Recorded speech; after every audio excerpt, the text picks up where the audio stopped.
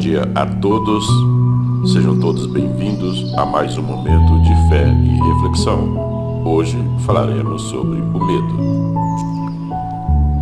Elevemos o nosso pensamento ao Criador, a Jesus Cristo, seu Filho, pedindo que nos proteja e que nesse momento nos ajude, nos intuindo na busca da nossa elevação.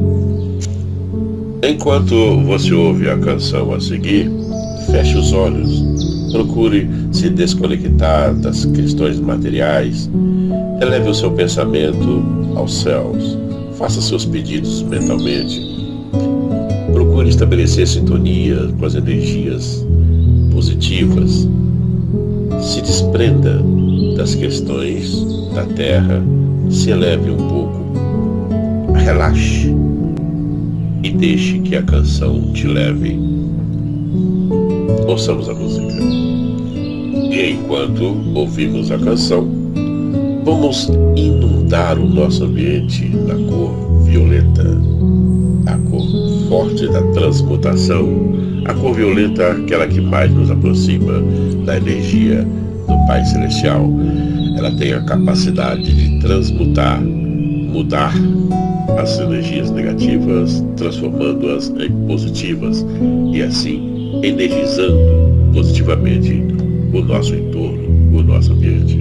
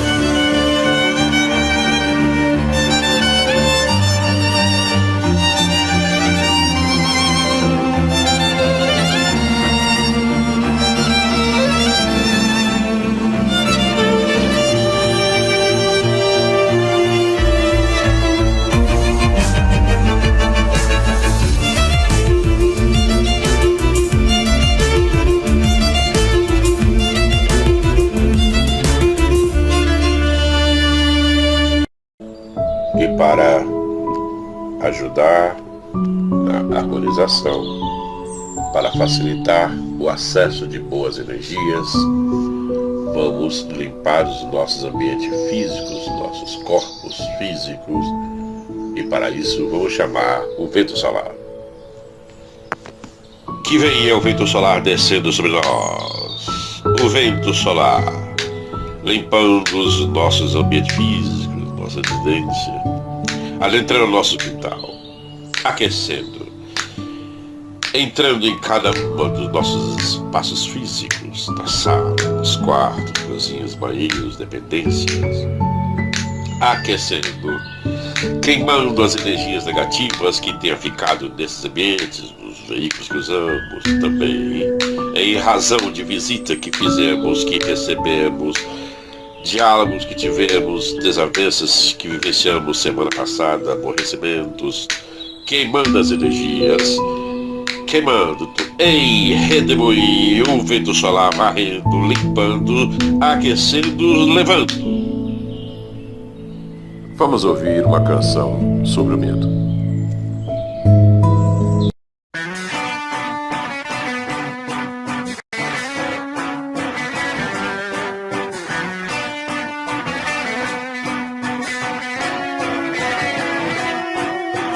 Ouve o que eu te digo e vou te contar um segredo. É muito lucrativo que o mundo tenha medo. Medo da gripe, são mais uns medicamentos. Vem outros vírus reforçar os dividendos. Medo da crise do crime, como já vimos no filme. Medo de ti e de mim, medo dos tempos. Medo que seja tarde, medo que seja cedo. Medo de me assustar se você me apontar o dedo. Medo de cães e de insetos, medo da multidão. Medo do chão e do teto, medo da solidão. Medo de andar de carro, medo de avião. Medo de ficar gordo e velho sem nenhum tostão. Medo do olho da rua, do olhar do patrão. De morrer mais cedo e da prestação. Medo de não ser homem e de não ser jovem. Medo dos que morrem e medo do não. Eles têm medo de que não tenhamos medo. Eles têm medo de que não tenhamos medo. Eles têm medo de que não tenhamos medo. Eles têm medo.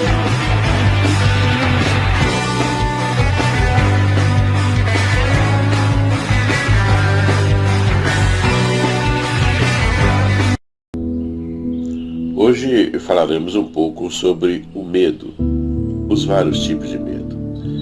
Esse assunto não é novo aqui, mas precisamos voltar a ele, vez ou outra, porque ele causa muito impacto na nossa convivência, no nosso dia a dia. Vamos tentar abordar o medo em dois campos: o medo bom, o medo positivo, e do outro lado, o medo negativo. Vamos tentar. Em qualquer dos dois campos que trabalhemos com medo, ele deve ser visto de forma moderada. Há uma linha tênue que separa o respeito e a atenção que devemos dar ao medo, para não passar para o extremo do medo, que é medo do próprio medo. No campo do medo amigo, nós vamos encontrar a formação desde criança. Os pais passam para a criança a ideia de que eles não possam entrar na água. Passa essa espécie de medo, porque a água, eu estou falando aqui de água corrente, rio, mar, é perigoso. Então, os pais formam lá, diz lá, não entre aí porque você pode morrer, você pode ser levado, você pode se machucar. Não pule na cachoeira. Esse medo está associado a cuidado. Então, é incluído, é embutido na formação da criança esse medo, que tem a finalidade de cuidar, de prevenir. É o medo protetor, digamos assim. Ato contínuo também nos é ensinado a ter medo da altura.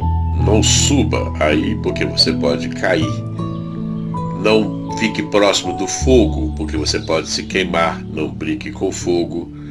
Não corra muito de bicicleta que você pode cair. Vai ali incutindo esse medo. Então, o medo aí é um freio. Imagine você se uma criança fosse criada sem limite algum. Ela seguramente se acidentaria com muita facilidade. Então observa que a gente vai construindo um campo de medo com a intenção de nos proteger. E vai formando um caráter de medo protetivo à nossa volta. Na fase adulta da nossa existência, nós passamos a cultuar os nossos próprios medos. Aí não precisamos dos pais mais para nos falar disso. A gente cria as nossas, vamos chamar assim, de proteção. Não vou fazer isso que eu posso adoecer. Eu tenho medo de adoecer, então eu não vou fazer determinada conduta que eu possa adoecer. Não vou aí já no estado consciente, o medo é uma barreira. Não vou assim, não vou à noite, não vou sair tarde da noite em cidade grande porque é perigoso. Você cria então, você já desde criança lhe foi passado, e você consolida esse lado aí do medo como barreira de proteção. Mas como todo extremo é prejudicial, o extremo da falta do medo, a pessoa sem medo, sem temor, ele está exposto demais, lhe é tirado o véu da proteção, ele se arrisca muito porque ele não enxerga limite nas suas ações, nas suas condutas, na sua forma de agir, pensar, falar, se alimentar ou beber, por exemplo. Esse é o extremo negativo. Você não pode vivenciar dentro desse extremo, você tem que sair dele, porque nesse sentido o medo é protetivo. Do outro lado, do extremo, o extremo medo vira paranoia, e aí ele vai lhe prejudicar. Você passa a ser inseguro. Por isso eu dizia lá no começo de uma linha tênue, uma linha sutil que separa a proteção do pavor, da fobia. O extremo do medo, você passa a ter medo do próprio medo. E o primeiro medo que vem é o medo da morte. Quando você adoece ou acidenta, você tem medo da morte, mas você fica esperando pela morte. Se eu morrer assim, como é que vai ser? Se eu morrer, e você começa a cultuar a morte mais frequência do que devia. Você não deve ter medo da morte, porque com medo ou sem medo ela virá. Então você deve ter cuidado para não se adoecer, não se expor, mas ficar vibrando na energia da morte não vai lhe fazer bem, obviamente. Por outro lado, o medo excessivo lhe traz insegurança. Você passa a ser uma pessoa medrosa, insegura, e isso vai lhe atrapalhar em tudo. Desde uma entrevista de emprego à conduta de um procedimento que você tem que fazer. O seu medo leva você a errar, porque você já vai vibrando no medo de errar, ou seja, se eu fizer assim eu posso errar, e acaba fazendo, porque se preocupou demais com aquilo, esqueceu da linha tênue. Você tem que ter cuidados para as suas condutas. Cuidado é diferente de medo extremo, de pavor. Isso é insegurança. E a pessoa que vibra muito nessa questão do medo extremo, do pavor, da insegurança, da fobia, ela fica obviamente insegura. Ela fica isolada dos seus pares e lhe atrai solidão. Atrai, inclusive, depressão. Porque quem é que vai confiar numa pessoa que vive o tempo inteiro falando de medo? Eu tenho medo disso, medo daquilo, medo daquilo outro. Ou seja, você só vibra da energia do medo, não tem nada de positivo nisso. E você vai se isolando e isso te leva à solidão. E aqui, como os orientais cultuam, no pensamento de Buda, o melhor caminho é o caminho do meio. O equilíbrio entre esses dois extremos. O equilíbrio vai você usar o medo como proteção, como freio das suas ações. Não vai ser descuidado, vai ser atencioso, mas não vai ser paranoico. Aí está o desafio, encontrar o equilíbrio dos seus comportamentos, da sua forma de agir. E uma pessoa equilibrada, as pessoas, olha que curioso, quando você é equilibrado nas suas condutas, sereno, firme, os outros é que passam a ter medo de você. Diz a canção lá, eles têm medo de quem não tem medo, porque são determinados, corajosos, firmes, equilibrados. Isso muito usado em política. Os políticos, quem está no poder, tem medo de quem não tem medo, porque sabe do potencial que é ser uma pessoa equilibrada. Oremos.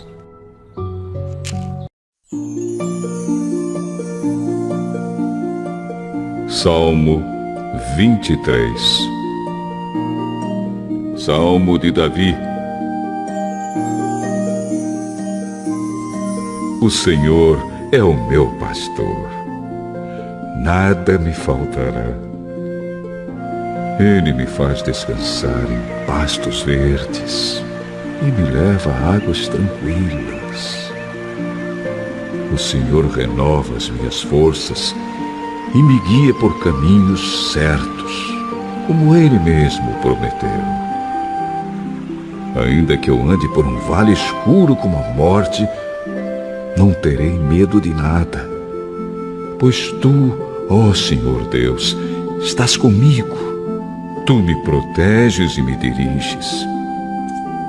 Preparas um banquete para mim, onde os meus inimigos me podem ver. Tu me recebes como convidado de honra e enches o meu copo até derramar. Certamente a Tua bondade e o Teu amor ficarão comigo enquanto eu viver. E na Tua casa, ó Senhor, morarei todos os dias da minha vida.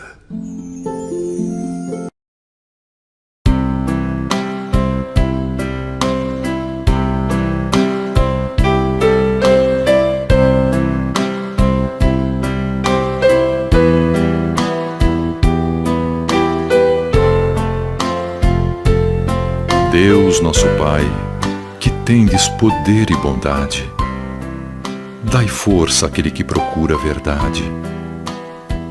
Ponde no coração do homem a compaixão e a caridade. Deus, dai ao viajor a estrela guia, ao aflito a consolação, ao doente o repouso. Pai, dai ao culpado o arrependimento, ao espírito a verdade, à criança o guia, ao órfão o pai. Senhor, que vossa bondade se estenda sobre tudo o que criastes. Piedade, Senhor, para aquele que não vos conhece, esperança para aquele que sofre. Que vossa bondade permita aos Espíritos Consoladores derramarem por toda a parte a paz, a esperança e a fé. Deus, um raio, uma faísca do vosso amor pode abrasar a terra. Deixai-nos beber nas fontes fecundas e infinitas, e todas as lágrimas secarão, todas as dores acalmar-se-ão. Um só coração, um só pensamento subirá até vós, como um grito de reconhecimento e amor. Como Moisés sobre a montanha, nós vos esperamos com os braços abertos. Ó poder, ó bondade, ó beleza, ó perfeição. E queremos de algum modo alcançar a vossa misericórdia.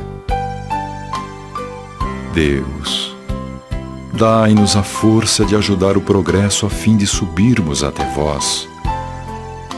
Dai-nos a caridade pura, dai-nos a fé e a razão. Dai-nos a simplicidade que fará das nossas almas o espelho onde se refletirá a vossa imagem.